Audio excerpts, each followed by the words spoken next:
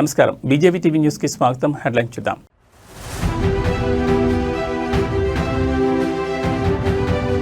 నూతన సీజేఐగా జస్టిస్ సూర్యకాంత్ ప్రమాణం. హాజరైన ప్రధాని, కేంద్ర మంత్రులు.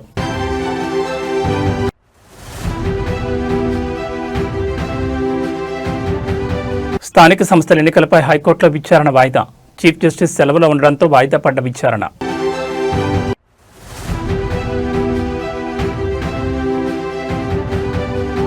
శ్రీశైలంలో నకిలీ వెబ్సైట్ల కలకలం. నకిలీ వెబ్సైట్లతో మోసపోయిన భక్తులు.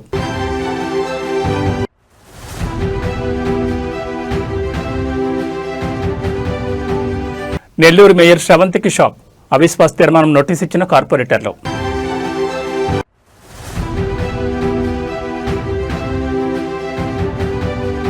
తమిళనాడులో ఘోర రోడ్డు ప్రమాదం. 2 ప్రైవేటు బస్సులు ఢీ, 6 దుర్మరణం. ఇక డీటెయిల్స్ చూస్తే దేశ అత్యున్నత న్యాయస్థానం సుప్రీంకోర్టు 53వ ప్రధాన న్యాయమూర్తిగా జస్టిస్ సూర్యకాంత్ ఇవాళ ప్రమాణ స్వీకారం చేశారు. ఈ మేరకు ఆయనతో రాష్ట్రపతి ద్రౌపది ముర్ము ప్రమాణం చేయించారు. 2027 ఫిబ్రవరి 9 వరకు సూర్యకాంత్ ఆ పదవిలో కొనసాగుతారు. సీజేఐగా బాధ్యతలు చేపడుతున్న హర్యానా రాష్ట్రానికి చెందిన తొలి వ్యక్తిగా జస్టిస్ సూర్యకాంత్ రికార్డు సృష్టించారు. ఆయన 1962 ఫిబ్రవరి 10న హర్యానాలోని హిస్సార్ జిల్లాలో జన్మించారు. ఈ ప్రమాణ స్వీకార కార్యక్రమానికి ప్రధాని నరేంద్ర మోడీతో పాటు పలువురు కేంద్ర మంత్రులు, ప్రముఖ సుప్రీంకోర్టు సీనియర్ న్యాయవాదులు కూడా హాజరయ్యారు. मैं सूर्यकांत जो भारत के उच्चतम न्यायालय का मुख्य न्यायमूर्ति नियुक्त हुआ हूँ, जो भारत के उच्चतम न्यायालय का मुख्य न्यायमूर्ति नियुक्त हुआ हूँ, ईश्वर की शपथ लेता हूँ ईश्वर की शपथ लेता हूँ कि मैं विधि द्वारा स्थापित भारत के संविधान के प्रति भारत के संविधान के प्रति सच्ची श्रद्धा और निष्ठा रखूंगा मैं भारत की प्रभुता और अखंडता अक्षुण्ण रखूंगा मैं भारत की प्रभुता और अखंडता अक्षुण्ण रखूंगा तथा मैं सम्यक प्रकार से और श्रद्धापूर्वक तथा अपनी पूरी योग्यता, ज्ञान और विवेक से तथा मैं सम्यक प्रकार से और श्रद्धापूर्वक तथा अपनी पूरी योग्यता, ज्ञान और विवेक से अपने पद के कर्तव्यों का भय या पक्षपात, अनुराग या द्वेष के बिना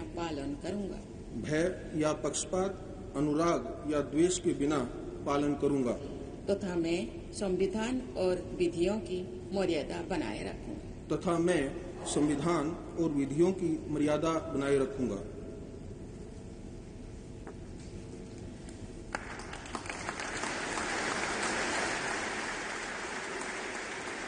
స్థానిక సంస్థల ఎన్నికలపై తెలంగాణ హైకోర్టులో విచారణ వాయిదా పడింది. చీఫ్ జస్టిస్ సెలవులో ఉండడంతో ఇవాళ జరగాల్సిన విచారణ వాయిదా పడింది. ఈ అంశం రేపు విచారణకు వచ్చే అవకాశం ఉంది. స్థానిక ఎన్నికలు త్వరగా నిర్వహించాలని దాఖలైన పిటిషన్పై హైకోర్టు విచారణ జరుపుతోంది. స్థానిక ఎన్నికలకు సిద్ధమని ఇప్పటికే రాష్ట్ర ప్రభుత్వం, ఎలక్షన్ సంఘం హైకోర్టుకు తెలిపింది. ఈ క్రమంలో ఇవాళ హైకోర్టు నిర్ణయం వెలువరిస్తే ఆ నిర్ణయం ఆధారంగా రేపు జరగబోయే కేబినెట్ భేటీలో ఎన్నికలపై డిసిషన్ తీసుకోవాలని ప్రభుత్వం భావించింది. అనూహ్యంగా హైకోర్టులో ఇవాటి విచారణ వాయిదా పడింది. దీంతో రేపు హైకోర్టు విచారణ జరిపితే ఎలాంటి నిర్ణయం వెలువరించబోతోంది, కేబినెట్ భేటీలో ప్రభుత్వం ఎలాంటి వ్యూహంతో ఉందనే సస్పెన్స్ కంటిన్యూ అవబోతోంది.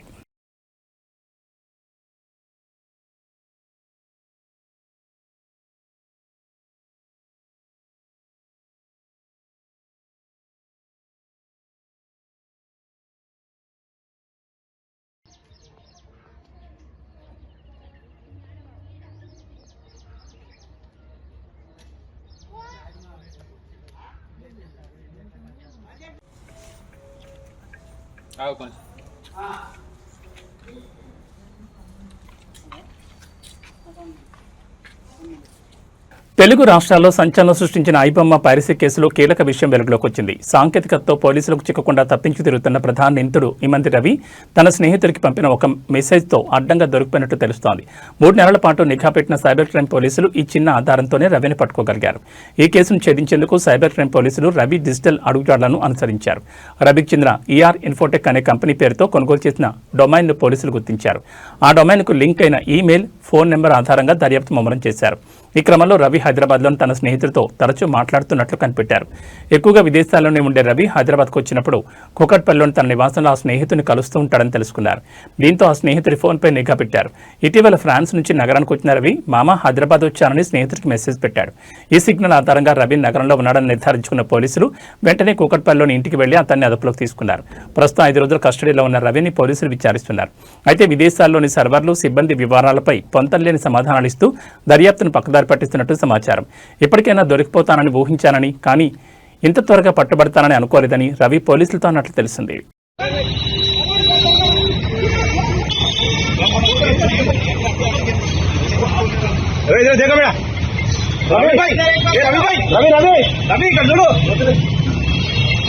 ముఖ్యమంత్రి రేవంత్ రెడ్డి పర్యటన నేపథ్యంలో కొడంగల్లో కీలక పరిణామం చోటు చేసుకుంది. తాజాగా కొడంగల్ మండలం నుంచి మెడికల్ కళాశాల, సమీకృత గురుకులాలు, పెట్టండని కళాశాల వంటి విద్యా సంస్థలను దుద్యాల మండలానికి తరలించడాన్ని నిరసిస్తూ Kodangal development committee joint action committee ఆధ్వర్యంలో పలు వ్యాపార సంఘాలు సంపూర్ణ బంద్ పాటిస్తున్నాయి.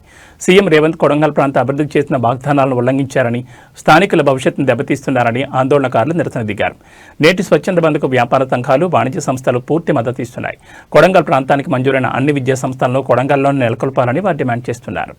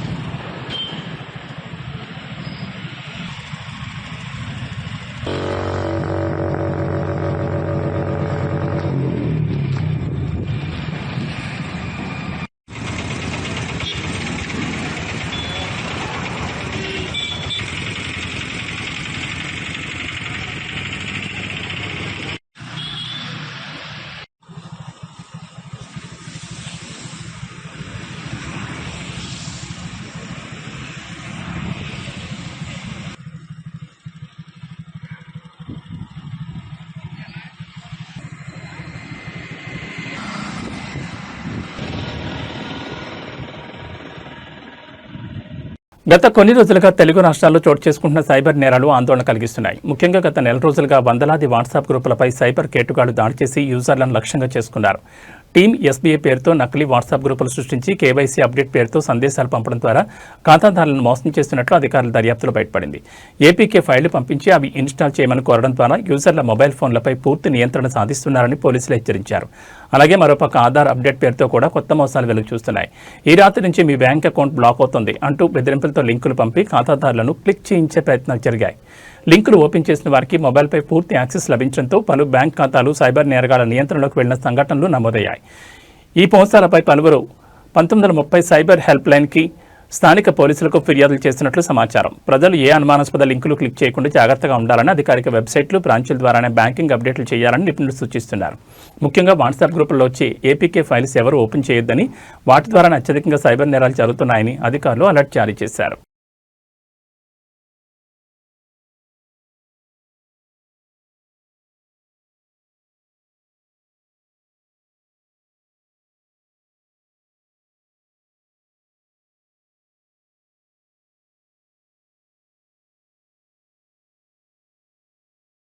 వైసీపీ నేత మాజీ ఎమ్మెల్యే చెవిరెడ్డి భాస్కర్ రెడ్డి అస్వస్థతకు గురయ్యారు. లిక్కర్ స్కామ్లో నిందితుడిగా ఉన్న ఆయన ప్రస్తుతం విజయవాడ జైల్లో ఉన్నారు. కాళ్ల వాపుతో బాధపడుతున్నారని భాస్కర్ రెడ్డి పోలీసులు తెలిపారు.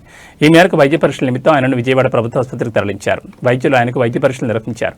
చికిత్స అనంతరం భాస్కర్ రెడ్డిని తిరిగి జైలుకు తరలించనున్నారు. గతంలో జూన్ నెలలో కూడా ఆయన గుండె నొప్పిగా ఉండడంతో పోలీసులు ఆసుపత్రికి తీసుకెళ్లి చికిత్స అందించారు. అయితే ఇటీవలే విజయవాడ ఏసీబీ కోర్టు కేసులో నిందితులుగా ఉన్న రాజకాశ్ రెడ్డి, సజ్జల శ్రీధర్ రెడ్డి, అనిల్ చోక్రా, చెవిరెడ్డి భాస్కర్ రెడ్డి, వెంకటేష్ నాయుడు, పూనేటి చాణక్యులకు డిసెంబర్ 5 వరకు రిమాండ్ పొడిగించింది.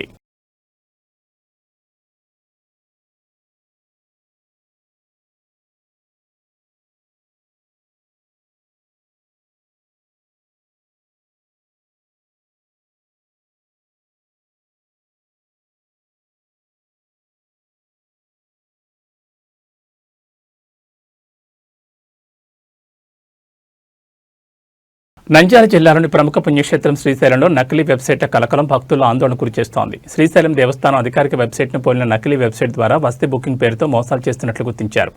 వసతి విభాగానికి చెందిన నకిలీ వెబ్సైట్లలో గదులు బుక్ చేసి పలువురు భక్తులు మోసపోయిన ఘటన తాజాగా వెలుగులోకి వచ్చింది. అయితే బెంగళూరు చెందిన ఓ ఆర్మీ అధికారి అలాగే హైదరాబాద్ చెందిన మరో భక్తులు ఈ నకిలీ సైట్ ద్వారా రూములు బుక్ చేసుకున్నారు. ఇక అధికారిక వెబ్సైట్ ని నమ్మి గదులు బుక్ చేసుకున్న భక్తులు శ్రీశైలానికి చేరుకుని హరిత అతిథి గృహం దగ్గర రూములు తీసుకోవడానికి వెళ్లిన భక్తులు బుకింగ్ స్లిప్స్ చూపించగా అవి నకిలీవని అధికారులు తెలియజేయడంతో వారు షాక్ అయ్యారు.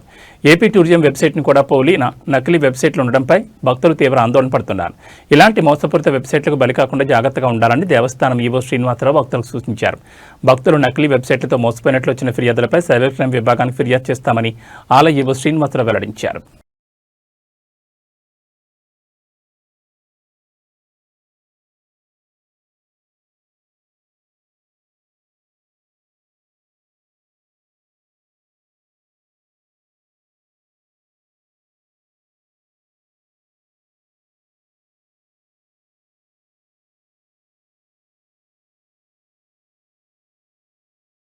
నెల్లూరు నగరపాలక సంస్థ మేయర్ శ్రవంతికి వ్యతిరేకంగా కార్పొరేటర్ల అవిశ్వాస తీర్మానం నోటీసు ఇచ్చారు. నగరపాలక సంస్థలో మొత్తం 54 డివిజన్లు ఉండగా 40 మంది కార్పొరేటర్లు ఏకమై ఈ నోటీసును జేసీ వెంకటేశ్వర్కు సోమవారం అందజేశారు. మేయర్ దంపతులు నగర అభివృద్ధి పనులకు అడుగడుగున అడ్డంకులు సృష్టిస్తున్నారని కార్పొరేటర్లు ఆరోపించారు. వారి అవినీతి కారణంగా ప్రభుత్వానికి చెడ్డపేరుస్తోందని, మేయర్ దంపతుల చేతివాటంతో ఫైళ్లు కదలడం లేదని కార్పొరేటర్లు వాపోతున్నారు. 4 ఏళ్ల క్రితం జరిగిన ఎన్నికల్లో 54 డివిజన్లను వైకాపా గెలుచుకున్నప్పటికీ ఇటీవల సార్వత్రిక ఎన్నికల్లో పార్టీకి జిల్లాలో ఎదురుదెబ్బ తగలడంతో మేయర్ తటస్థంగా ఉంటున్నారని, నగర అభివృద్ధిపై దృష్టి పెట్టడం లేదన్న విమర్శలు వినిపిస్తున్నాయి.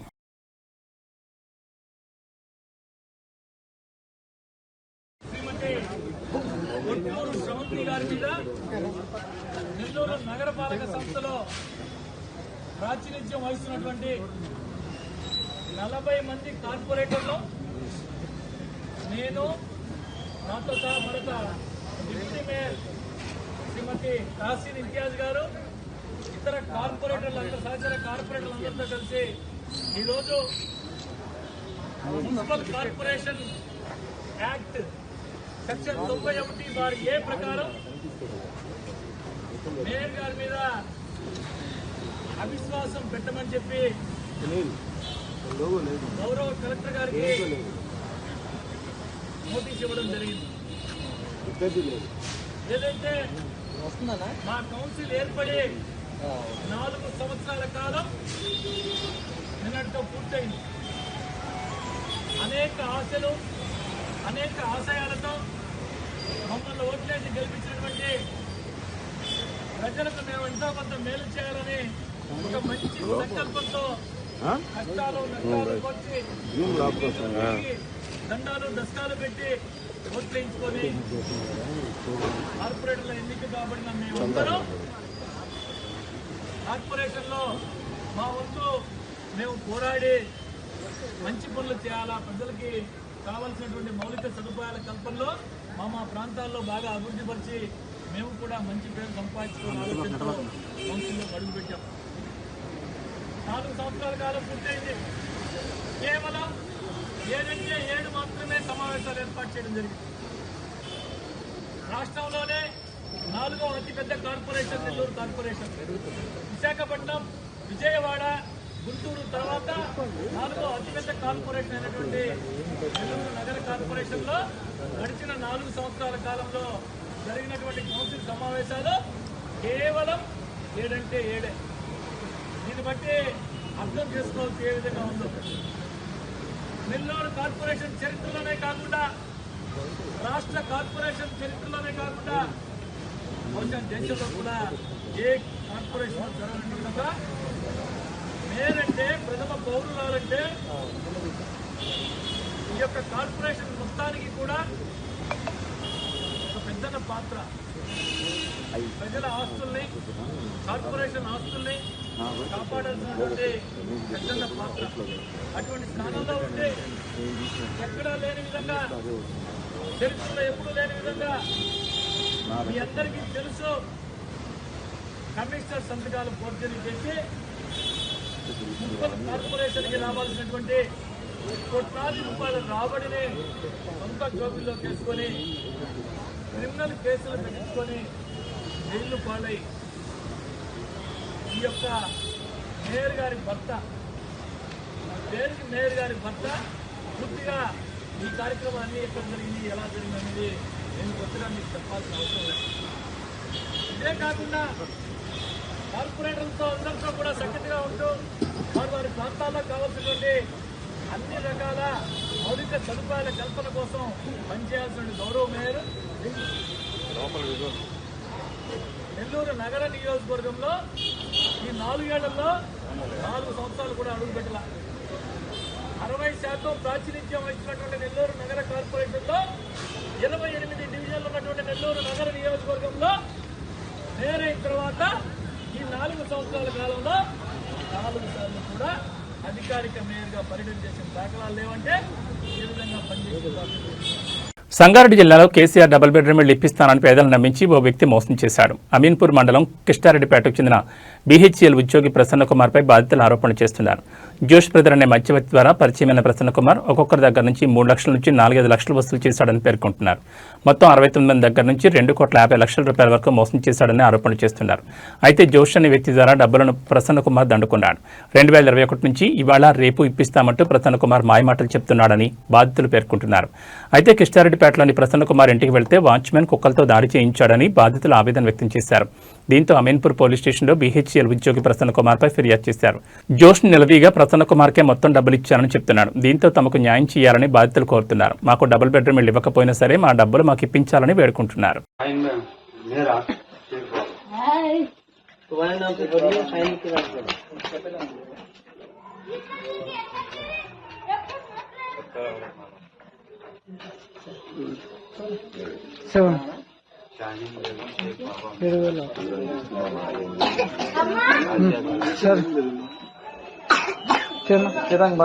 కన్ఫర్మ్ అయితే చూడన్నా. హలో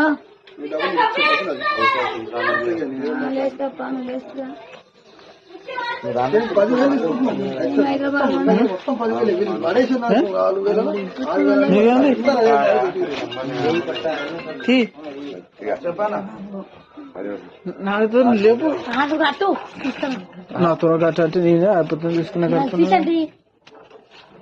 అది పలసగుండి పేపర్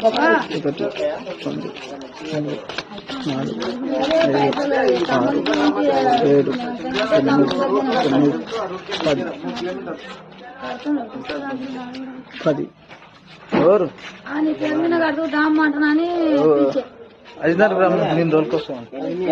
తమిళనాడులో ఘోర రోడ్డు ప్రమాదం జరిగింది. కడయనల్లూరు దగ్గర 2 ప్రైవేట్ బస్సులు ఢీకొన్నాయి. ఈ ఘటనలో 6 మృతి చెందగా 35 మందికి గాయాలయ్యాయి. మృతుల్లో చిన్నారులు, మహిళలు ఉన్నారు. సంఘటనా స్థలానికి చేరుకున్న పోలీసులు క్షతగాతులను ఆసుపత్రికి తరలించారు. అయితే మృతుల సంఖ్య పెరిగే అవకాశం ఉంది. అత్యంత వేగంగా దూసుకురావడంతోనే ఈ ప్రమాదం జరిగినట్లుగా తెలుస్తోంది. తమిళనాడులోని అచ్చంపెట్టి సమీపంలోని తెన్కాసి మధురై రహదారిపై సోమవారం ఉదయం ఈ ప్రమాదం జరిగింది. ప్రమాదంలో అక్కడికక్కడ 6 మృతి చెందగా 28 మంది గాయపడ్డారు.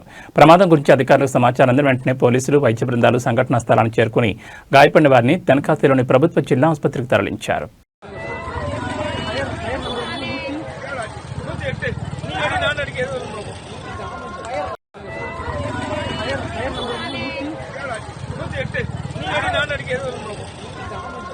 హైదరాబాద్ నగరంలో ఇటీవల వరుసగా స్ట్రీట్ ఫైట్ చోటు చేసుకోవడంతో ప్రజల్లో భయాందోళన పెరిగాయి. సౌత్ వెస్ట్ జోన్ పరిధిలో ఈ ఘటనలు ఎక్కువగా వెలుగు చూస్తున్నాయి. ఇదే తరహా తాజాగా నాంపల్లి దర్గా వద్ద మరో స్ట్రీట్ ఫైట్ సంభవించడంతో పరిస్థితులు తీవ్రతరమయ్యాయి. వరుసగా స్ట్రీట్ ఫైట్స్ జరుగుతుండటంతో పోలీసుల పట్ల స్థానికులు ఆగ్రహం వ్యక్తం చేస్తున్నారు.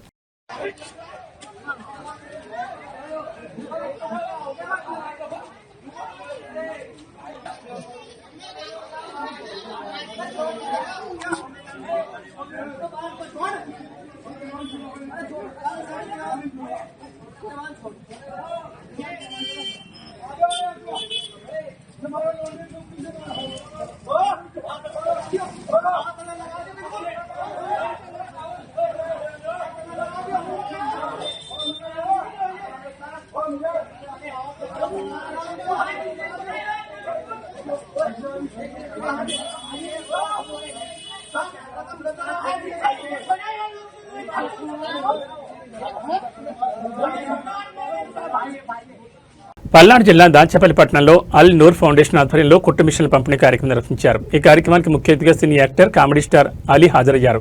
ముందుగా ఆయనకు తెలంగాణ, ఆంధ్ర సరిహద్దు బోర్డర్ పొందుగుల వద్ద నుంచి దాచేపల్లి సభావేదిక వరకు ముస్లిం సోదరులు భారీ ర్యాలీతో ఘన స్వాగతం పలికారు. ఈ కార్యక్రమంలో భాగంగా అలీ మహిళలకు కుట్టు మిషన్ల పంపిణీ చేశారు.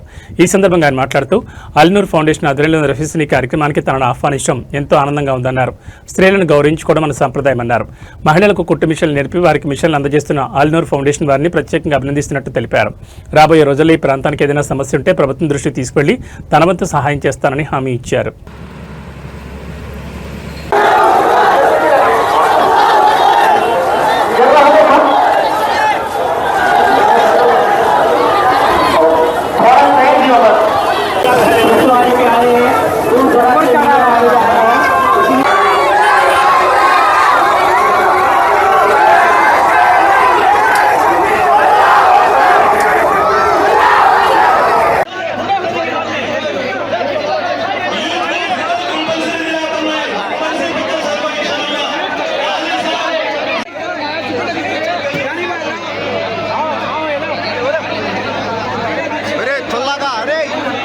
నిన్న రాత్రి నుంచి స్టార్ట్ చేశాడు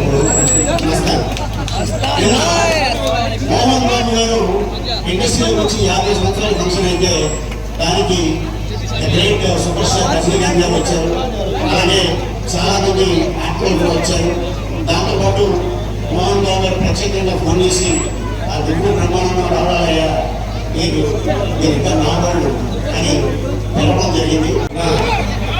దాచేపల్లిలో ఎక్కువ విషయం చేస్తున్నాం. నేను గెస్ట్గా రావాలి అనగానే అనుకుంటారు కదా నేను వస్తాను. ఎందుకంటే డబ్బులు ఇస్తే ఇవాళ రేపంలో వచ్చేస్తాం అని కుట్టు విషయం ఇస్తే అది జీవన ఉపాధి వాళ్ళకి ఉంటుంది.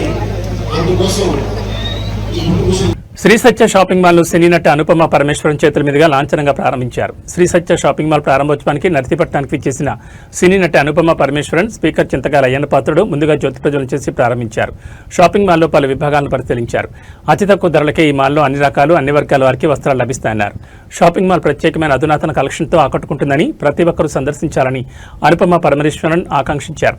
తెలుగులో 2, తమిళలో 2 సినిమాలు నటిస్తున్నానని ఈ సందర్భంగా తెలిపారు. అనంతరం స్పీకర్ అయ్యన్న పాత్రుడు మాట్లాడుతూ ఆంధ్రప్రదేశ్ రాష్ట్రంలో విశాఖపట్నం తర్వాత అత్యంత వేగంగా అభివృద్ధి చెందుతున్న నగరం నర్సీపట్నమేనని పేర్కొన్నారు.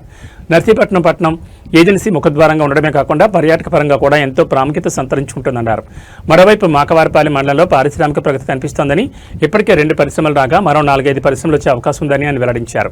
నర్సీపట్నంలో పెరుగుతున్న జనాభా మరియు పర్యాటకుల రద్దీ దృష్ట్యా ఇక్కడ మరిన్ని షాపింగ్ మాల్స్, హోటల్ మరియు ఎంటర్టైన్మెంట్ పార్కుల ఆవశ్యకత ఎంతైనా ఉందన్నారు. భవిష్యత్తులో నర్సీపట్నం ఒక గొప్ప ఎడ్యుకేషన్ హబ్గా మారి మన పిల్లలకు స్థానికంగా ఉపాధి కల్పించాలని ఆకాంక్షించారు. నిర్వాహకులకు వ్యాపారం లాభసాటిగా సాగాలని, ఆ కుటుంబానికి ఎల్లప్పుడూ దేవుని ఆశీస్సులు ఉండాలని మనస్ఫూర్తిగా కోరుకున్నారు. ఈ కార్యక్రమంలో షాపింగ్ మాల్ యజమానులు, స్థానిక నాయకులు మరియు కార్యకర్తలు పాల్గొన్నారు.